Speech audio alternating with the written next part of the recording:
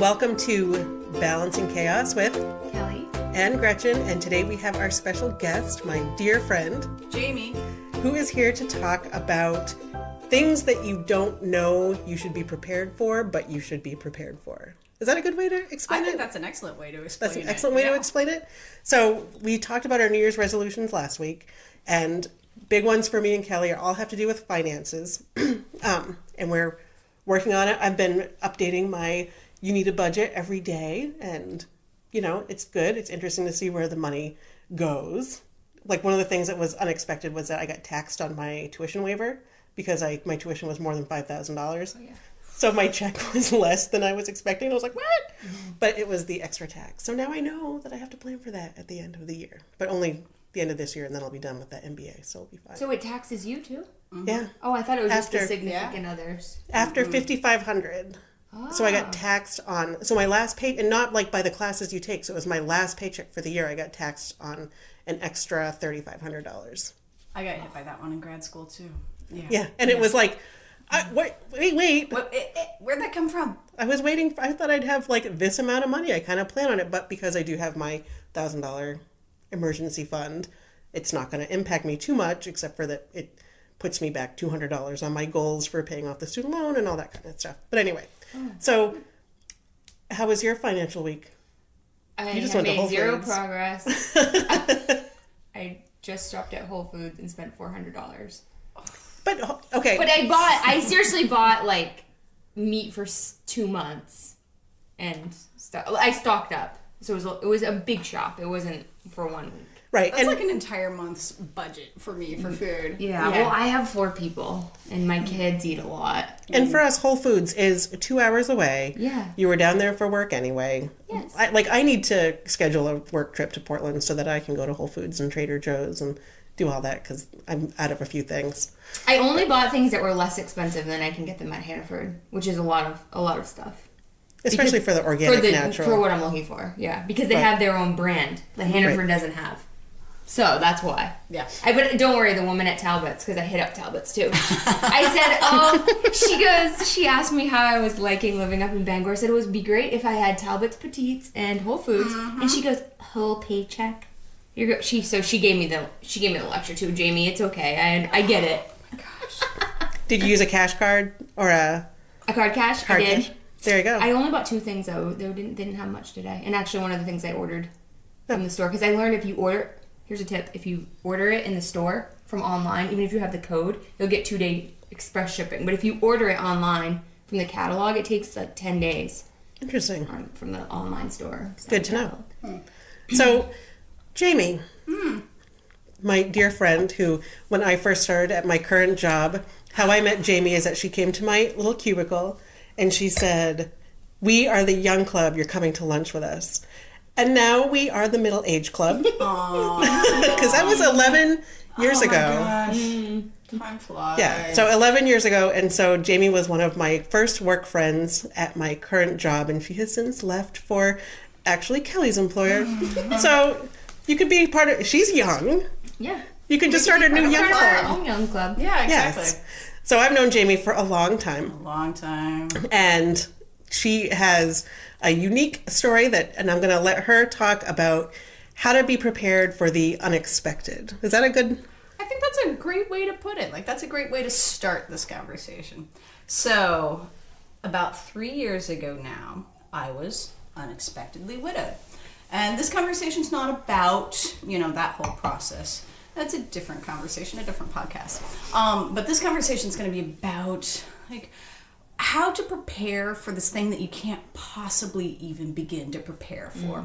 And the kinds of stuff that I wish somebody had sat down and told me when I was 25, as opposed to figuring it out on my own when I was 35. So you were 35 when you were widowed. I was 34. 34. Actually, but I was turning 35 a couple of months later. So and you had a 35. child. And I had a 7-year-old son. He had just turned 7. And so it was like, it's a complicated time. But even worse than that, I was working on my PhD. And so I was practically unemployed. Like I had a graduate stipend, but that was like, you're practically unemployed. You're definitely. You have no money. You're on the verge of. Exactly. You're on the verge of poverty. And so my husband, he committed suicide. And so not only was this unexpected, but it was an unexpected upheaval in our entire lives. The emotional piece aside, I had to suddenly figure out my job and, how to deal with all of the real life stuff behind this huge life change. I had been the primary breadwinner in our household before I decided to go back for my PhD. And so a lot of the finances were always kind of under my umbrella. And then I went back to school and suddenly it shifted from being under my control to under his name. So the insurance was under his name and all of the stuff was under his name at that point. And so it was going back and trying to rework your life and trying to figure out everything at this moment. And so this conversation is kind of what I learned from that process, I would say. Yeah. And the other part is that it's sort of, I always say this about childbirth, which is interesting because it's kind of like the beginning and the end. But if you could have a newborn without all the stresses of postpartum and childbirth and pain and all that, if you could right now be handed a newborn, we would all be great. We'd be like, yep. I read the book. I can look up the YouTube video. This is how I breastfeed. I'm going to sleep fine because I am not suffering the physical effects. So learning all this in the moment of grief and death is almost the same thing. Like right now, you're in a space that you can say, this is what you should do. Would you recommend we do it while we are not in that moment? Oh my gosh. Life is so much easier if you have all the stuff figured out. And so when I'm talking about the stuff, I'm talking about, just having all of your paperwork in one place and making sure that both people's names are on accounts and making sure that you have the passwords to, your Netflix account. The stupid little stuff that you don't ever even think about until you have to think about it. And then all of a sudden it becomes very, very important. So Netflix account's a great example. I still have my husband's Netflix account. It's his name on it. So when I log in, it says, welcome Jeremiah, or Jeremiah's, picks or top recommendations or whatever it is. And it's every single time I log into Netflix, that's what I see. And so it's these constant reminders, which aren't a bad reminder in any way. It's just you think about all the things that you don't think about beforehand. So it never actually goes away. But if I had the password to that darn Netflix account, I could change it, and I just don't. So I would have to deal with, calling Netflix and saying account change, whatever. But this is a good conversation for anybody to have with their partner before something terrible happens. And a lot of young women don't do it. And a lot of young women find themselves in a position where they allow their partner to kind of take over a lot of aspects of their lives. Gretchen doesn't do it. I don't know if you do it. Do you do your finances in your house? I used to, but I'm totally guilty of it right now. It's bad. I know. You know what? I will. Yeah. This was one of my financial goals, was to log in to all the accounts and just see what's going on in there. If something happened, used to be, you couldn't spend $1 and I would know about it. So if something happened, would you be able to access those accounts without too much thought? Probably not.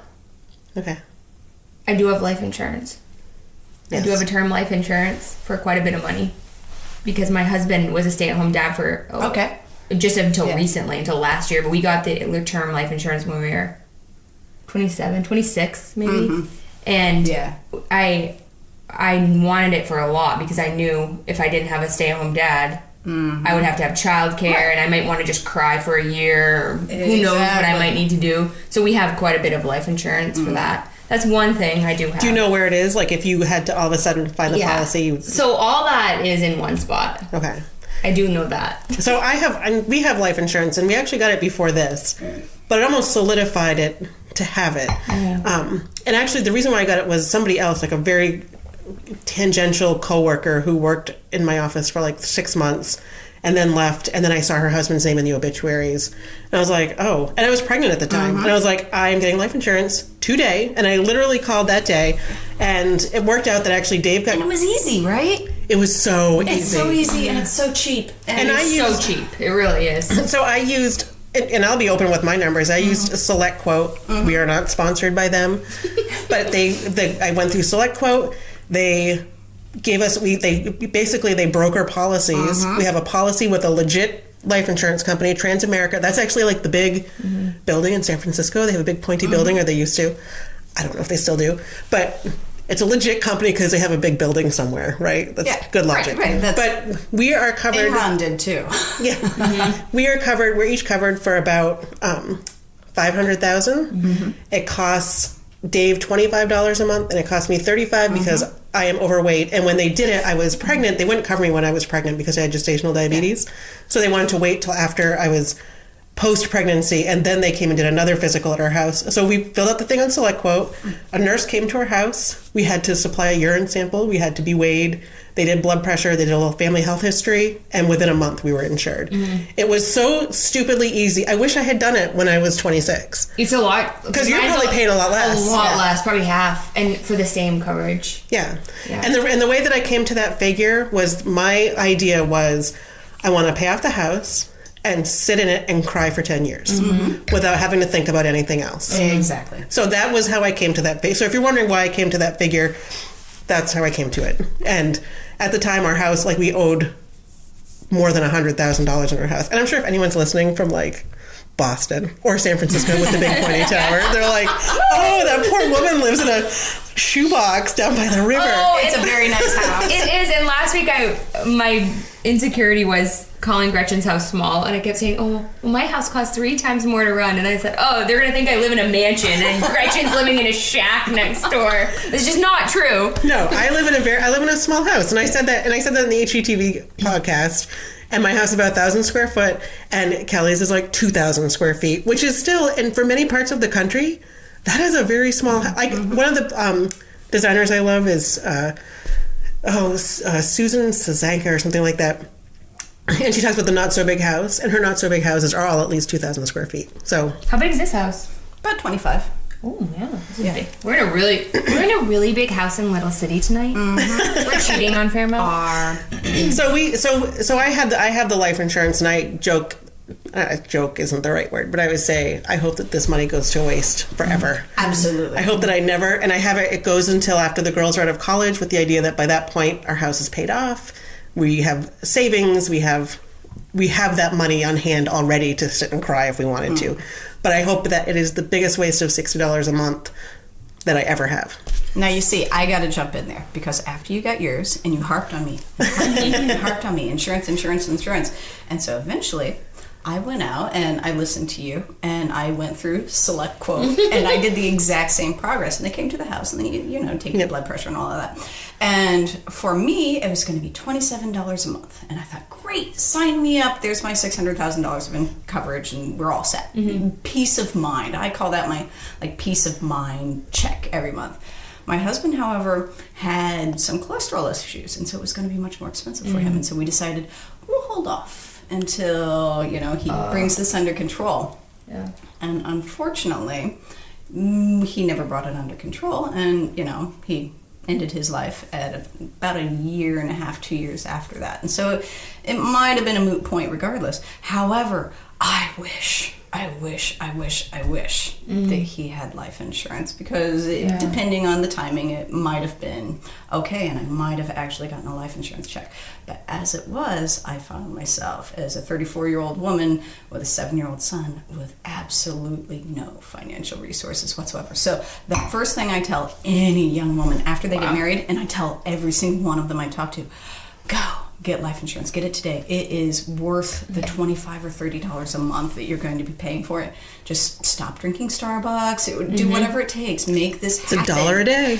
Make it happen in your life, because it can be life-changing. It can remove so much worry later on that you shouldn't have to worry about in that case. And you don't know what's going to happen. It might be a car wreck. It might be, who knows.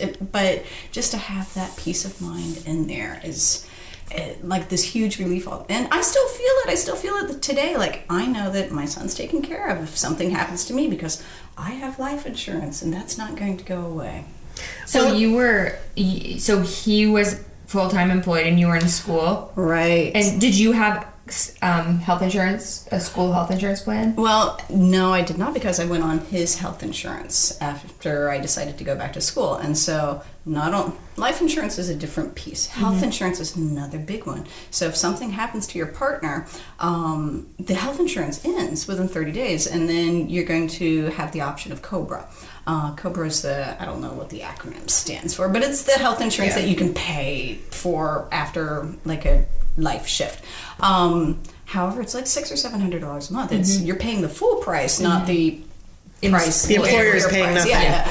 And so like that's not an actually feasible option for a lot of families. That's not realistic. Especially if you have no income. Exactly. I was in a very, very lucky place where I could just switch over to my graduate student insurance, and it was expensive, but it wasn't as bad as COBRA would have been.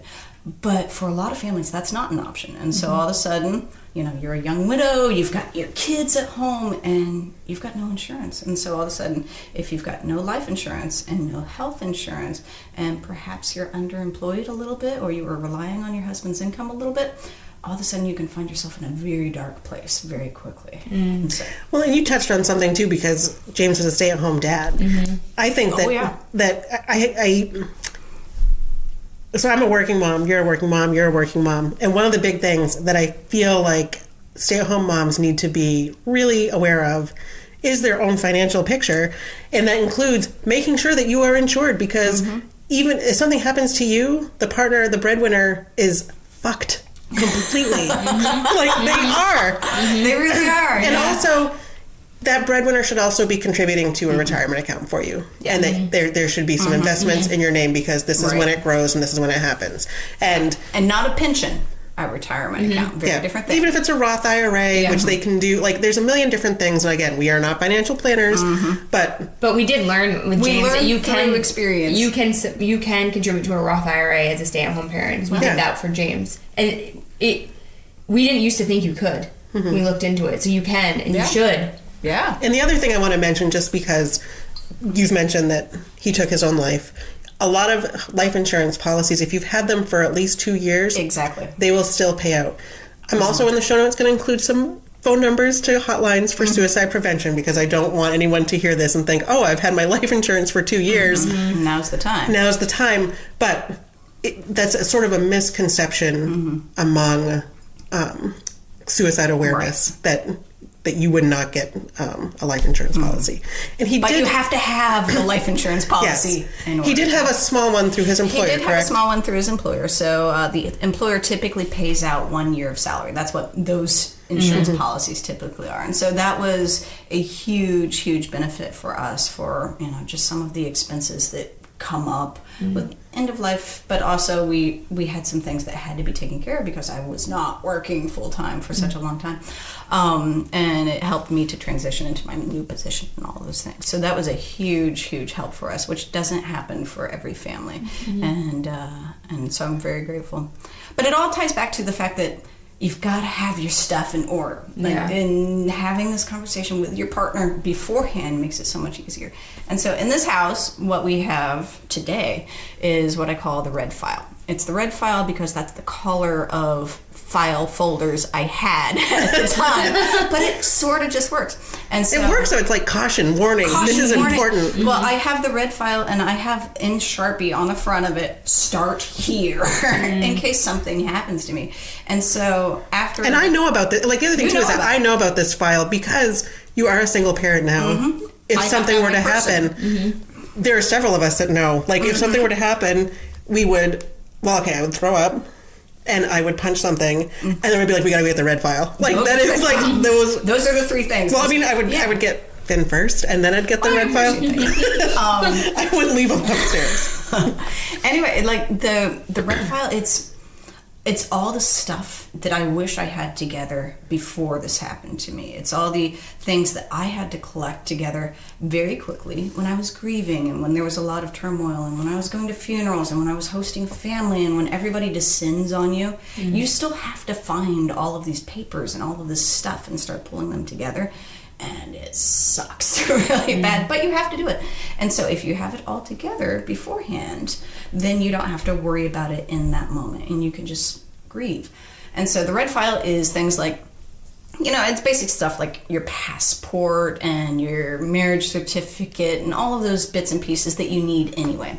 But it's also things like, here's my insurance policy, and here is my retirement account number, and here's the list of accounts that I have. And I don't keep passwords in there. I keep those as a Google Doc that, I can share with anyone. But potentially it could be like the accounts and the passwords if that's something that works for you. It's things like where I have retirement accounts with multiple employers stretching back my entire career, and so it's across multiple states, and all kinds of accounts that are small some places and big other places, and like here's how you compile all of that information. And it's little things like I don't know, your phone bill, your electric bill, all these things that they're going to come due the next month, whether your partner dies or not. And you have to very quickly figure out, how do I pay that? That wasn't direct deposit. I don't know what he was doing every month to pay. Was he writing a check? Was he doing a check from the bank? I don't know. And so it puts it all in one tidy place. The most important thing that I've used it for is like housing documents. So like the lien on the house was in there, and this is a whole different conversation. I also talk to young women about make sure that you and your partner's name is on anything, everything. So here's a good example. Like if you and your partner aren't on the title to your car, well, that car suddenly after they die, it becomes a burden, and you have to petition the state to get the car's title transferred to your name, and then you have to go back and forth on this whole process. It takes months just to be able to sell the car. Now if you have a lien still on that car, if you still owe on the car, then you can pay the payment, and that's fine, but you still need it to be transferred to your name, or you can't get rid of this extra car that's just sitting in your driveway. You had his car for how long did it take? The car for me, it probably took about 3 months of back and forth just trying to get the title into my name.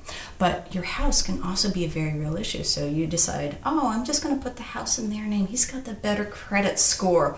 Well, all of a sudden you were a young widow or even an older widow, and you can't really make the mortgage very well on your own, and you were relying on his income, but the house was just in his name. You have no right to that piece of property. And so if your name isn't actually on the loan, isn't actually on the title, you can run into very real problems later on. Especially, because he didn't die with a will. Exactly. So you had to go through probate to get all that. So you still have you still would be considered owning the house because you were married and all of that. Right. But you still it's a lot of legwork. I remember, and can I share the story of getting the cell phone with you? Yeah, absolutely. So she called me and she was like, all right. And she was a very proud flip phone owner for many years. Flip phone. Man, this was a great She loved it. It was like militarized. It was the convoy. Convoy. She loved her flip phone. I loved that phone. But the day came. The day came after this, and then once you were working, and it was like, okay. And I said, honestly, the thing that helps me juggle, and I am not a single parent, was having a smartphone that I could be available for whoever needed me at whatever time. Yeah. Sometimes I think it's a blessing and a curse. Exactly. Yeah, exactly. So she said, will you go with me to pick out a cell phone? I was like, sure. This is like my dream. So we went to the store, and I was struck by, we go, and Jamie opens up her bag, pulls out a folder and says, and the guy says, hi, how can I help you? Like, can't wait to offer you a screaming deal on a Samsung Galaxy. Like, he's just totally sales mode. And she's like, hi, yes. My husband died. The account is in his name. I need to cancel one number. I need to buy a new phone. Here's the death certificate. She just was That's like... what you have to take with you everywhere. And the guy was like, oh, okay, all right. And so, but she walked around. I mean, I think you carried a death certificate for a long time. Absolutely, and I continue to carry it. Whenever I travel internationally with my son, I kept my maiden name when I got married. That was fine for me. That's what felt right to me. However, my son has my husband's last name. And so when we travel internationally, I have my name and he has his, and I have to actually carry a marriage license and a death certificate on my deceased husband in order just to do border crossings, like to get back into the country with this kid who's obviously mine, who's 10 years old now, but I still have to carry them. And at every single time we present our passport at the customs agent, they also ask for the death certificate and the marriage license just to prove that this kid whose last name doesn't match me is actually mine. So yeah, it keeps on going and going and going. It's something that you always, I keep it on my phone now. There's a photograph of it. Like, it's so much easier than carrying an actual paper document. And that's why I'm grateful for the smartphone. Did you get a new one? You did get a new one because the other one broke, right? Yeah, it sure did. Oh, she's on her second smartphone now. I'm so proud. So did you get a job right away? Well, I was very lucky in that because I was working on my PhD for a university in a related topic, the university was very interested in hiring me anyway. And so I went to a leader and said, I need a job. And they said, let's see what we can do for you. And so I was so lucky. Yeah. But that doesn't happen in real life. That only happens in my unique situation. Right. And so I was... Well, and able particularly to start working pretty fast. However, it meant that I couldn't finish my PhD. Right. The demands of real life and the PhD life don't really mesh. Are you ABD at this point? I haven't finished my comprehensive exams, so You could still finish it. or I could not. Or you could not. Okay. You could not. Well, and she had a career too in higher ed before going back for the going PhD. back, yes. So it wasn't like student widow. It was sort of, there was a career in the middle there. And there. So, and you know what? I'm okay with it either way. And that's something that we study in the academy. It's something that you have to understand that the needs of adult learners are different and they have stuff that happens in their life. So I am one of those students now where I'm just sort of taking some time off until I get to the next phase. And I only have 8 more years until he's 18, so maybe I'll finish that. So I don't have a red file yet, but that's one of my New Year's resolutions. Yeah. I have but we have our Google Doc. And our Google Doc is sort of like a red file, although I love my husband dearly.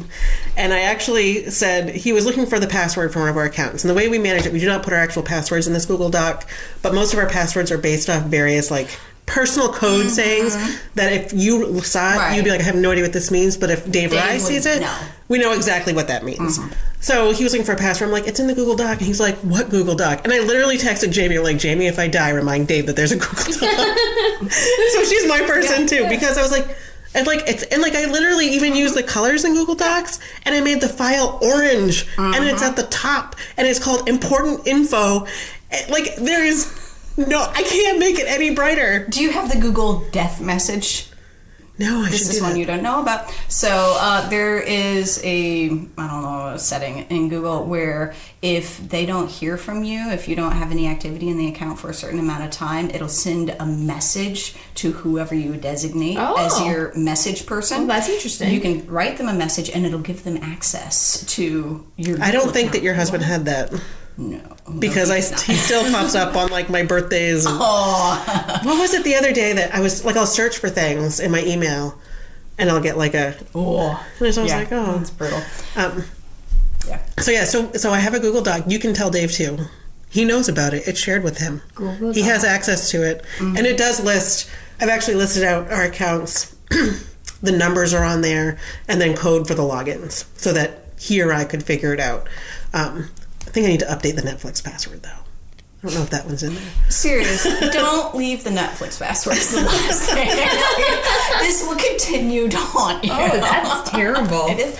But if you don't know somebody else's password, you don't know their password. Right. So you just go with it. We use my mother-in-law's Netflix account, and the password is...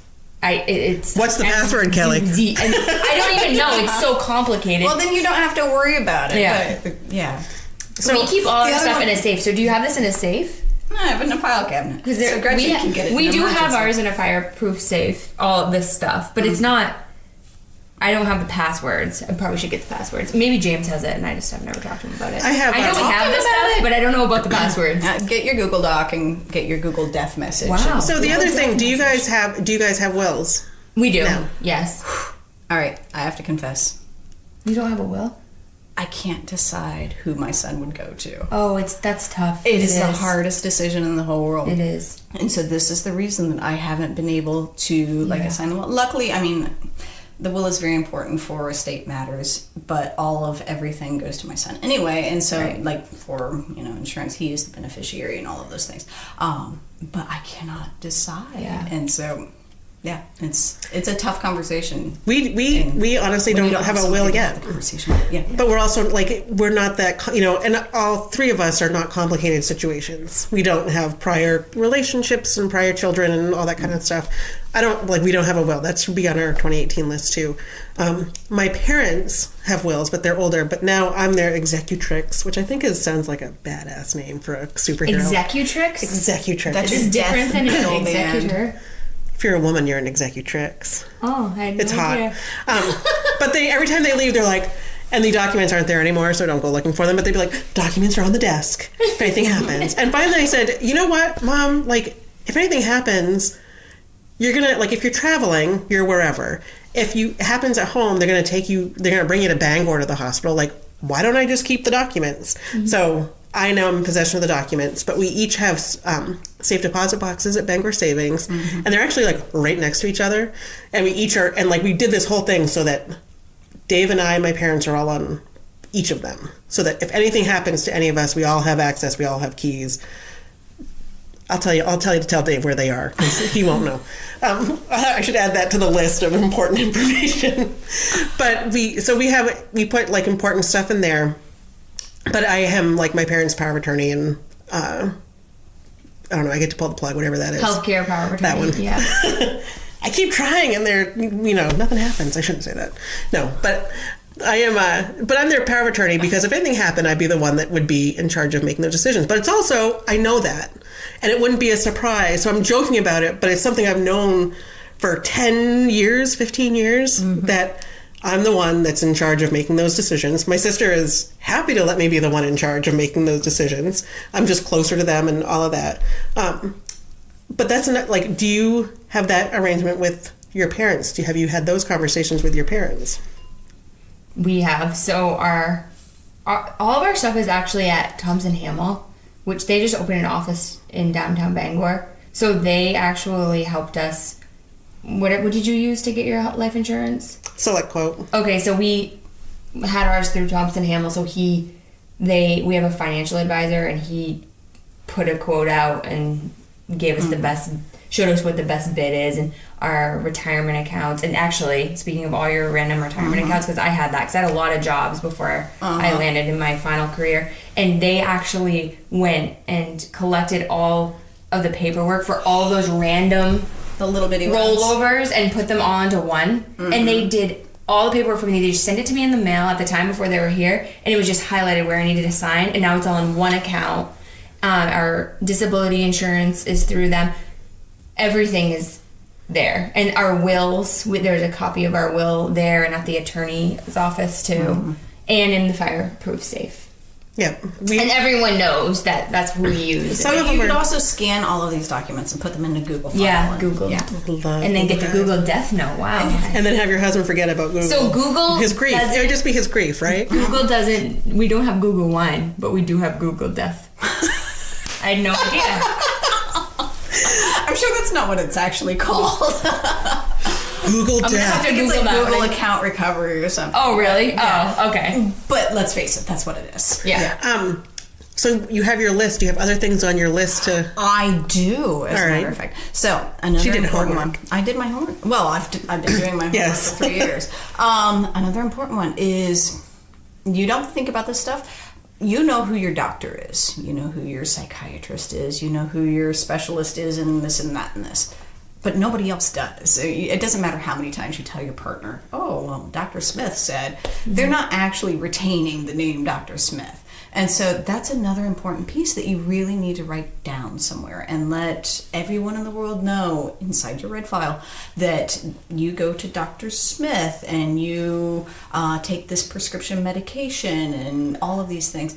Another big one is, and this is a tough one for young married couples or even couples who are not married yet but just starting out, or partnerships, or whoever you are.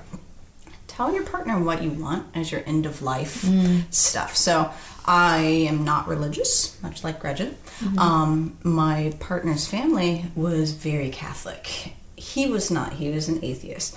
And so they wanted to, have services that were conforming to their religious needs. And that didn't work for me, and I knew that wouldn't have worked for him. But at the time, I was not in a place where I could stand up for any of these things. And so, our end of life services were very, very deeply religious, which he would have probably had a problem with.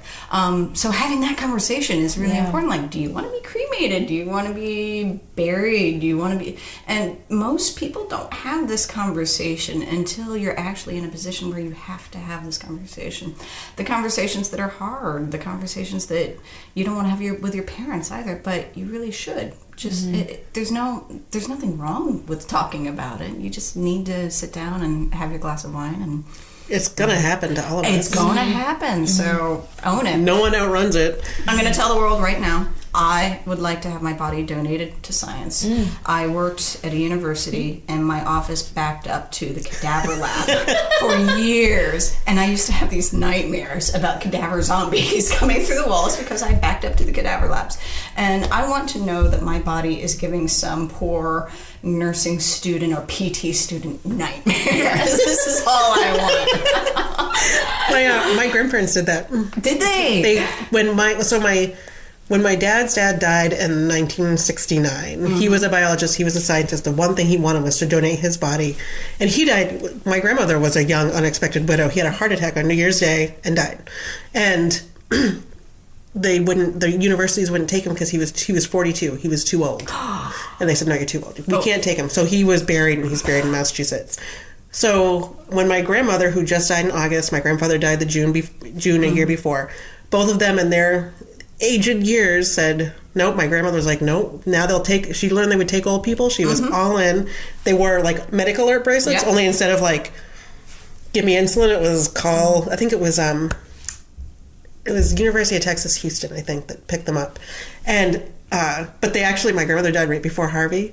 So they picked her up, but then it took a long time because they have to release the death certificate or something. Like there was some weird thing. And so there's a lot of bureaucracy around. And Stiff is a really great book about how cadavers are used in research. It's a horrible book. Well, it's terrifying. Okay, but if you want to donate your body to science, it's going to happen. Well, I'm not going to be concerned with my body afterward. I'm done. Well, if you want to know what's happening to my grandmother, you could read Stiff, and she could be in a medical. Like you can actually decide. There's some for-profit companies that are a little sketchy for body donation, so do it through a university.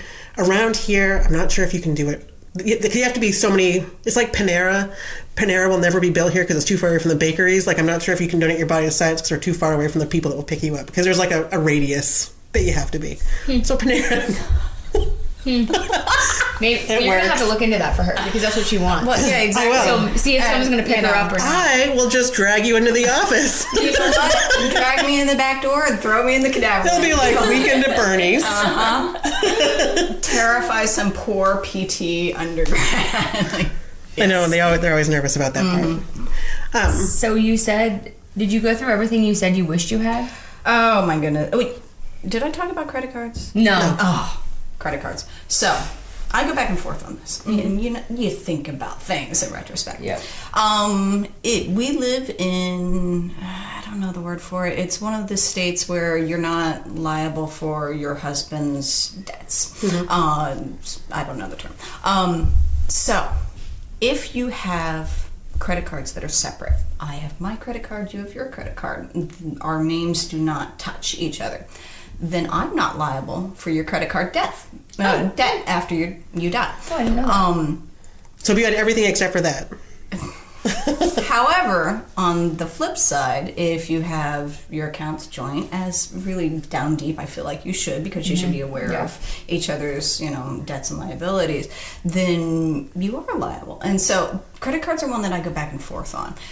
Ideally, we don't have credit cards, but we live in the world we live in. Yeah. And so credit cards I think you should be aware of what your partner's doing. I think that you should have access to their accounts. Again, those passwords are very important.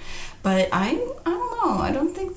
I think the credit cards are one where you can sort of skip on having the joint accounts if you want. Can I ask what happened with student loans? Student loans are actually, as long as you haven't consolidated, your student loans, the deceased student loans are forgiven 100%. And that was actually the easiest of any of the processes. Wow. I had to send in a death certificate. They sent me a letter saying, I'm so sorry for your loss. The estate of his estate is no longer liable for this debt.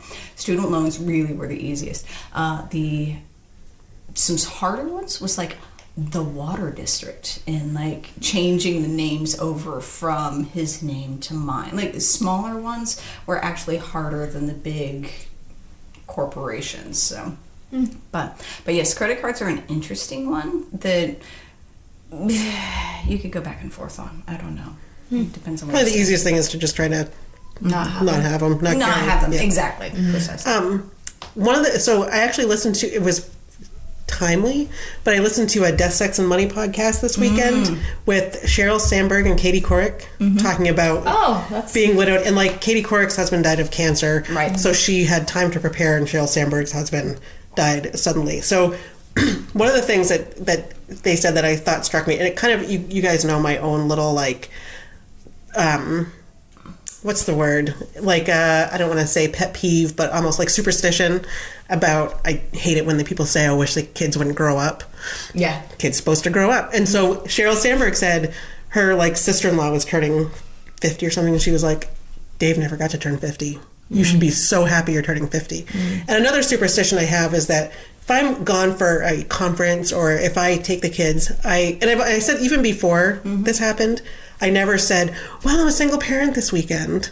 I think that it's one of those things that can be really, to me, I was like, no, I'm not a single parent for a weekend. Like, if you're a single parent, you are a single You're a friggin' parent. Right. 100% I'll say like, single oh, parent. I'm flying solo, or I have the kids, or, you know, Dave's working tonight, so it's a girls' night. But like, that's a conscious thing that I never say, I'm a single parent this weekend, because I'm not. I appreciate that. You know, this is one of my widow pet peeves, and true single parents understand this. Like, there are single parents and there are co-parents. Yes. Co-parents are not the same thing as single parents. I'm not even a single parent or a co-parent, and it actually irritates me. Yeah. When you go around these, especially for school, because I'm hearing it a lot at schools, and people go around their table and they'll say, hi, I'm a single mom, but they're not a single mom. No. Because their ex is still part of the life. They either go there every other week or whatever they do. It's not technically a single mom. If something were to happen to that single mom,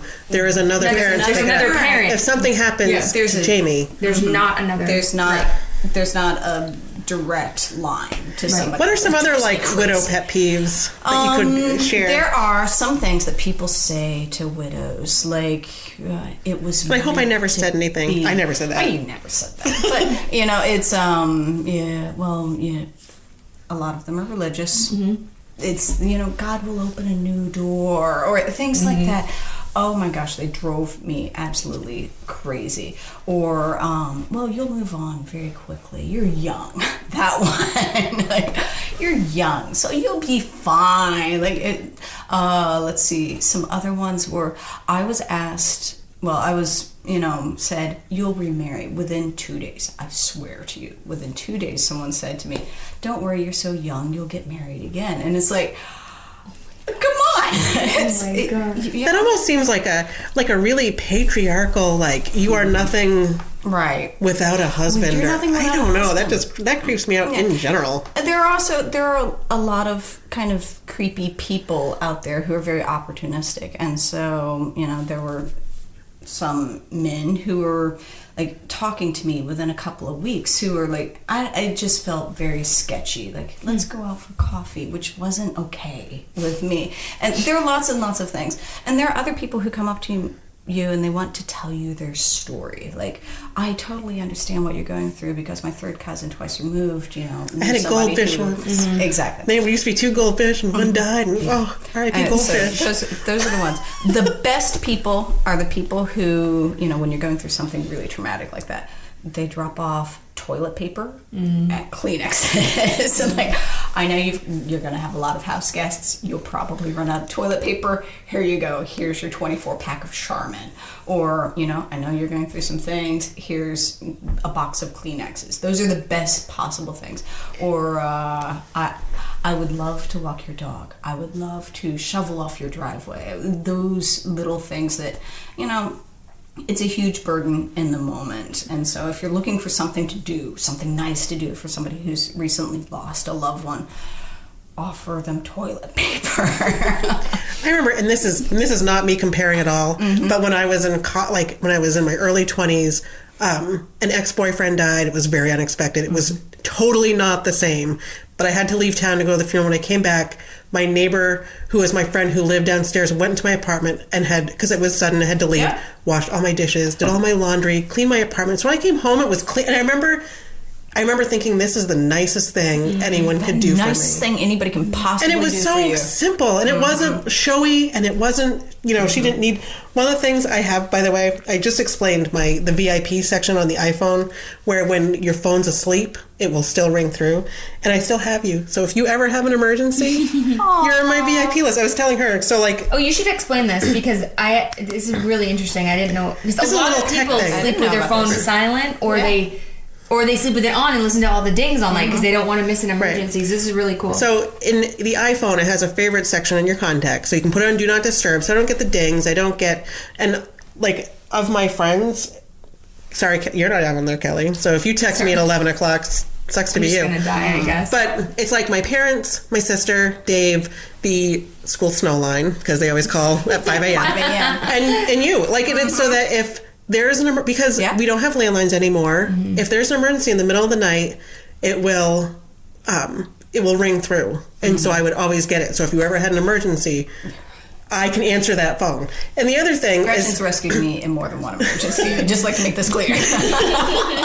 And another one too to know if you have a friend who has an iPhone, if they have that setting turned on, if you are not in their so Kelley, if you weren't, I'm telling you right now, you're not in my favorites list, so I don't get your text at 4 a.m. when you get up. Yeah. But if you needed to reach me, if you call twice within 3 minutes, it will ring through because the iPhone will say something is obviously wrong. Right. So it's kind of like the old pager 911 thing. So you call twice if you need me in an emergency. Don't call me twice otherwise. Deal.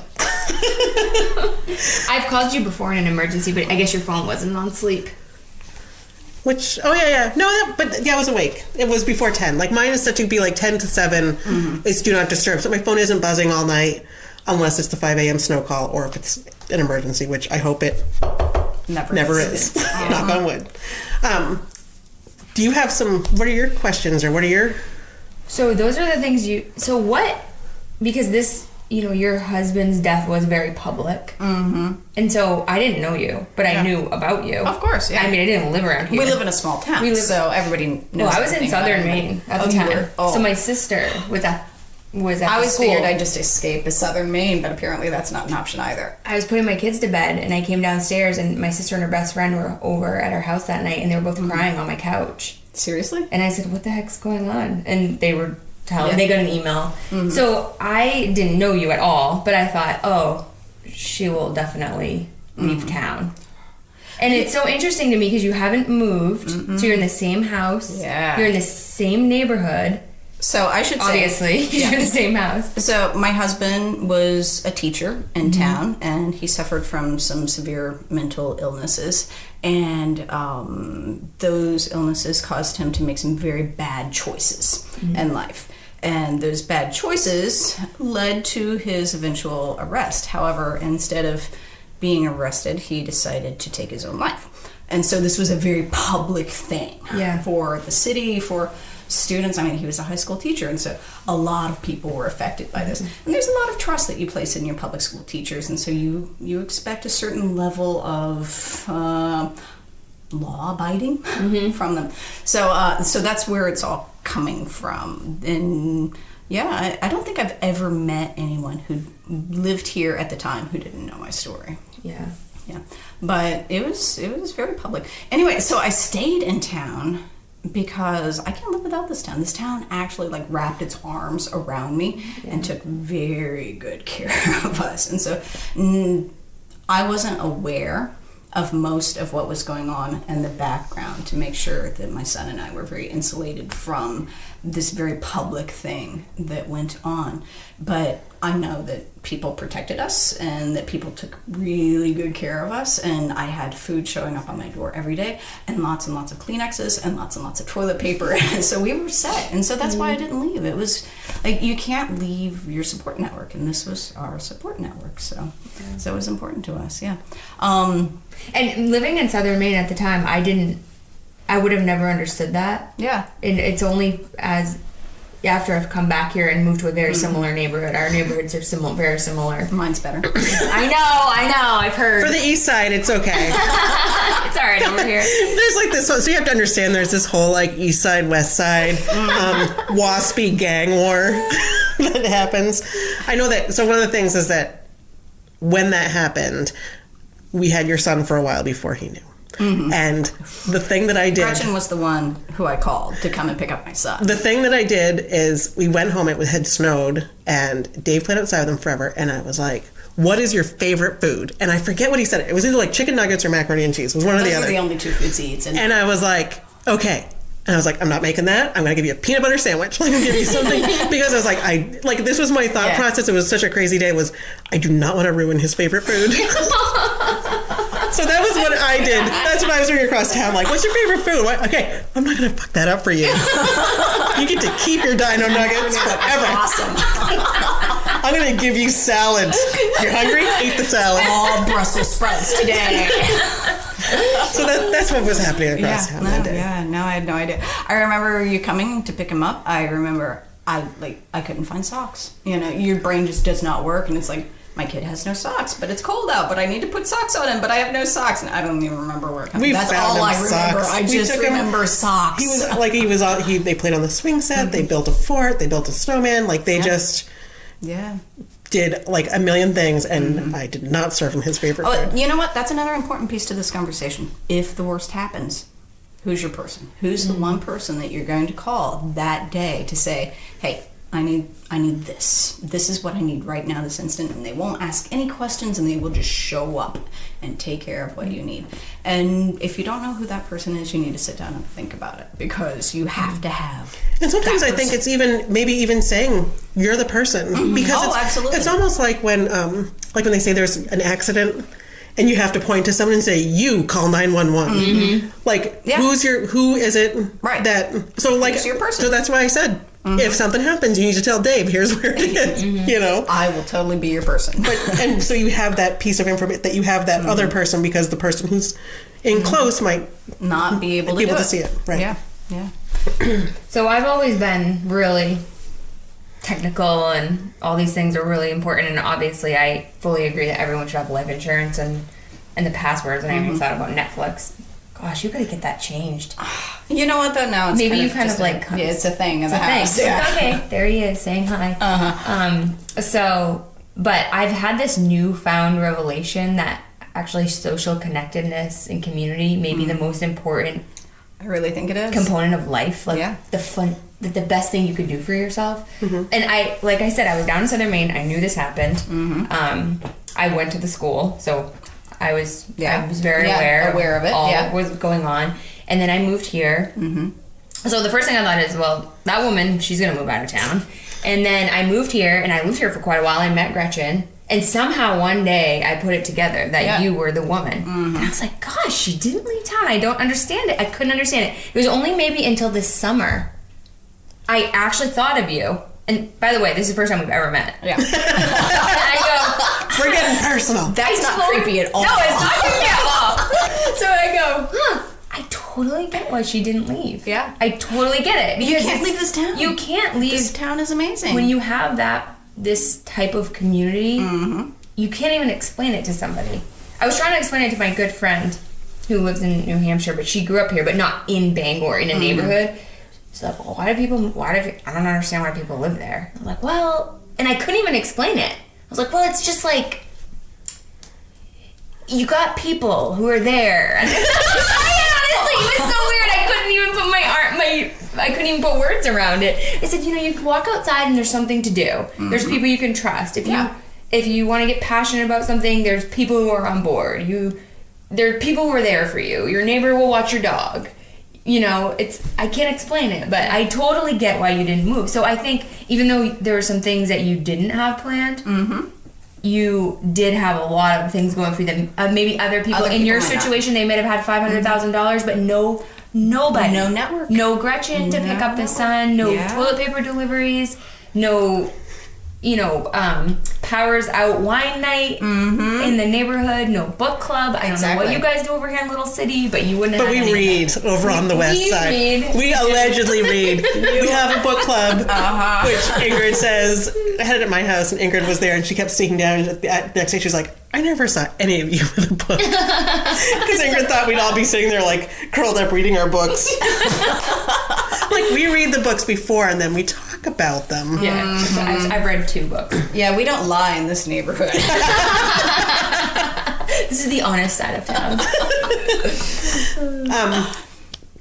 Any other things that you would offer as advice for someone to plan for the unexpected, or to offer for if there's somebody who listens who has found themselves in this position, and after your neighborhood people, your local people, you've gotten all your banks, are there any resources or anything like that you would share?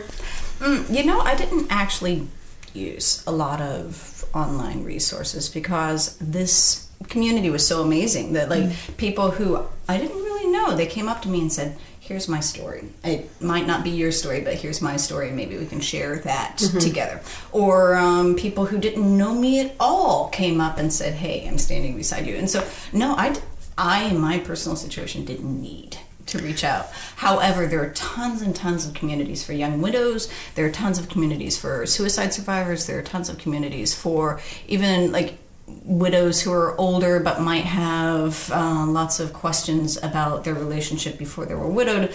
All kinds of things out there on the internet, and I've run across a few of those over the years, and they're amazing, and it's a good place just to type down your story and get it out in this non-judgmental community. The things that I would want every single young woman, 26, 36, 46, I don't care how old you are, but as long as you're new in a relationship, to take away, get your red file. Put all your stuff in it right away and spend the hour it's going to take. The second piece is talk to your partner. Know what they want. Know where their kind of debt liabilities are and where their assets are. And don't just assume that everything's taken care of, because it might not be. Get the life insurance. That's the number one most important thing that anybody can take away from this conversation. And really talk to people around you. Make sure you've got that person who knows where all of your stuff is, who knows you, and who will be your point person if the absolute worst happens. So that's what I'd want them to know. All right. And then in terms of the suicide, is there anything different that you would do as a spouse to someone who committed suicide before it happened?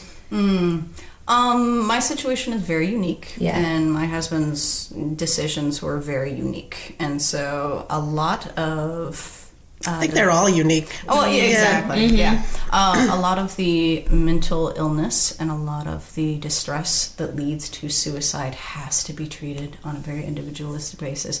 But I didn't have any clues of what was going on before my husband, number one, committed the acts that he committed, and number two, killed himself.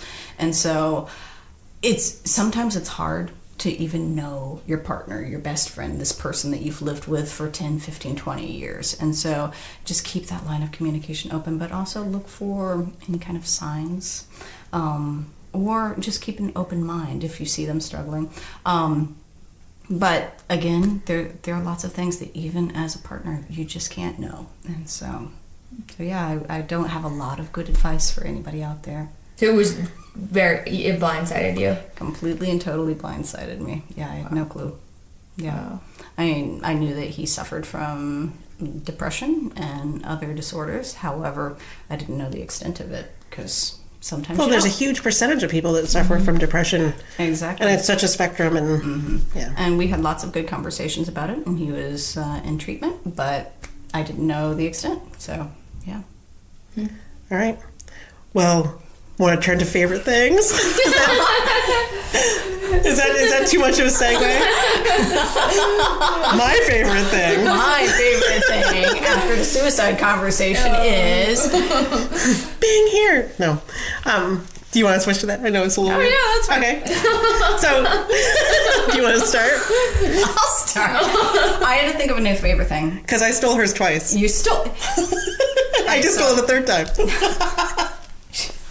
So my favorite thing used to be my key code door lock. I got it first, and then Gretchen copied me, and then it would have been my favorite thing until last week when you stole it.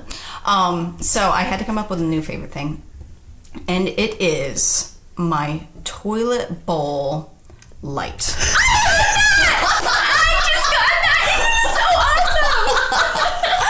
I love this thing. Was that going to be yours today? No. Oh, okay, good. But I do love it. It is a motion sensor light. Yes! You walk into the bathroom at night, and there's this little thing that hangs off the side of your toilet pointing down into the water in the bowl that like points an LED light, and it changes colors. And so you're like looking at the toilet bowl, and first it's red, and then it's orange, and then it's yellow, and then it's green, and then and it goes on. And it is awesome at night. Okay, so you are the only girl. You are the only woman in your house.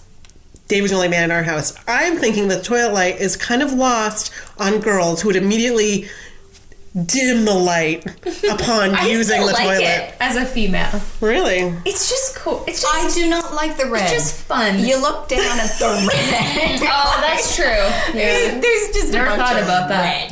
So I think it'd be great for boys for aim purposes and for. Well, the motion sensor is it's the perfect night light. It is, and it picks up from quite a distance. I'm actually impressed because did you get it on Amazon? Yeah, I did too. It's like so is $2. Amazon giving you a recommendation now on Facebook? No. Okay, so now That's just you. It's in my feed every day. It's some trendy thing that I will love, and I love them all. It's terrible. Everyone should have a toilet bowl light. I saw it and I go, I need to get that. So I ordered it. I ordered it right from my Facebook feed, and it is really cool. I love it. It is. It's a great night. Do you have them for both bathrooms? I don't, but I'm going to get one for the other one. I got it. I put it in James's stocking for Christmas. It's like you feel like it should be a gag gift, but it's really functional. It's actually great. Yeah. It picks. You know where my kitchen is to my bathroom. If you walk out into the kitchen, it pings from there. It can be pitch dark and this thing still picks up on you. Can you do Alexa? Can you have Alexa do it? I wish. Oh. So what is Alexa? Do you have to connect her to your Alexa? My other favorite thing is my Alexa. I live in the house of the future, and everything is connected to Alexa in this house. So all the lights. Well, she it didn't wake her up. Oh, and she's listening now. Sorry, I don't know that one. But more importantly, I have Alexa at multiple locations. So we have 3 in the household. I have 1 at my office, and I have 1 in Augusta, where I spend a lot of time. Gosh. And so, like my son, he walks home from school, and he can call me at my office or on my phone. Like it rings to both places on my Echo. And so, like, I've got this constant communication. Or I can be lazy in bed in the morning, and I need to wake him up in a different room, and so I just do it through the intercom system on. It's so lazy. Wow. It is fantastic. I never understood Alexa. I'll have to get a tutorial. I will show you everything you need to know about Alexa. I bought one for Dave last year, and he had just finished reading 1984. Ah. And so he does not like it, and it's mostly unplugged and in a drawer because he's convinced. But you know what? Send it on over here. I'll take good care of it. So what's your favorite thing? So I got this new wine glass tumbler. It's an insulated wine glass. It's not even a glass. It's like tin. Stainless steel. Yeah, stainless steel. Sorry. It's been a really long day. It's made of lead. It's stainless steel, and it's pink, and it has a top. And it's great. I actually haven't had wine out of it yet, but I've been drinking water out of it. It's awesome. Does it taste like metal? No, it doesn't actually. I haven't had wine out of it yet, though. I'll let you know when I have the wine out of it. But I got it for Christmas. It's actually the perfect water cup because you know all the water bottles are so big, and it's kind of weird to walk around your house with a big water bottle everywhere. Isn't it weird to drink water out of a wine glass, though? It's more of a rounded tumbler. It is. You saw it. You saw it last night. It's like a stemless. It's cute. wine glass. It's a let's send a picture of curved it. tumbler. It's very delicate. It fits in my hand really well. So, Why how is haven't I it had different one? from a glass? I don't know. It's lighter. It's prettier. It can't break. It No has a one can top. tell It's like a sippy cup. It has a top, and it just has a tiny If little you're holding it, you can be like, no, this is just water. I know it looks like a wine glass, Right. but no, it's just water, but it could be wine. Exactly. It could go both ways. Because, see, my kids, I've had only water out of it, so the kids have been drinking water. They think it's cool to take a sip out of it, so they're just going to think it's a water cup. That's really... Until there's wine in it and they take a drink out of Yeah. it. Ooh. All right, so my favorite thing is going to be my snow broom, which if Dave listens to this, is going to laugh because I've only used it like twice because I got it for Christmas. But he got one, and he works for a company that has several car dealerships. And this is the broom that they use at the car dealerships when they have to clean off like 1,000 cars after a big storm. And it's like this foam pad on a long stick, and there's no brush, there's no bristles, there's no scraper, and it just pushes the snow off, and it seems to work so well. He had one in his car, and I had like a long brush, and now that after I tried his, I was like, I really like that, so he wrapped me up one for Christmas, and so I actually just used it to come over here because it is snowing again. What's it look like? It looks like it looks like a big Swiffer. But without the pad, like a big foam pad. I'll have a link to it, and I forget, like there's a million different kinds, but they're what are you guys are laughing at me? It's the headphones. It's the headphones. Gretchen went super high tech on us tonight. She's got a sound system headphone. It's pretty awesome. Well, because Dave got us a new audio rig, so we'll see how this sounds. It's gonna be echoey, so he's gonna bitch about that because Jamie has a very lovely home without a lot of heavy curtains and stuff like that. So it's going to be a little echoey, and I know Dave, but it'll be fine. I'm hoping you brush off my car with your super brusher. Oh, I'll totally brush off your car. I'll be like, Nice. Actually, while you're out there, can you just go ahead and take care of my roof? Yeah, it's kind of like a roof rake only for cars, and it's made of foam. Yeah, exactly. So I was digging that today when I got to use it and pulling out of work today when there was snow that I didn't realize had accumulated. So we have more snow, but it's no longer 12 below zero. I went to the grocery store on Sunday and it was 9 degrees, and the sample lady was like, isn't it warm out? I was like, I know, it's amazing. It's so great. So we're glad to be up in the 25 degrees, you guys. It's supposed to be 40. 44 Friday? It's not. You're not supposed to talk about that. Oh, I'm not? Oh. No. Sorry. It jinxes I was it. planning shorts, though. All right, so we will have these on our show notes, and you can always find us on Facebook at Balancing Chaos. You can always leave us a review on iTunes or Stitcher. And until next week, this is Gretchen and Kelley. and Jamie. saying bye. Bye. Bye.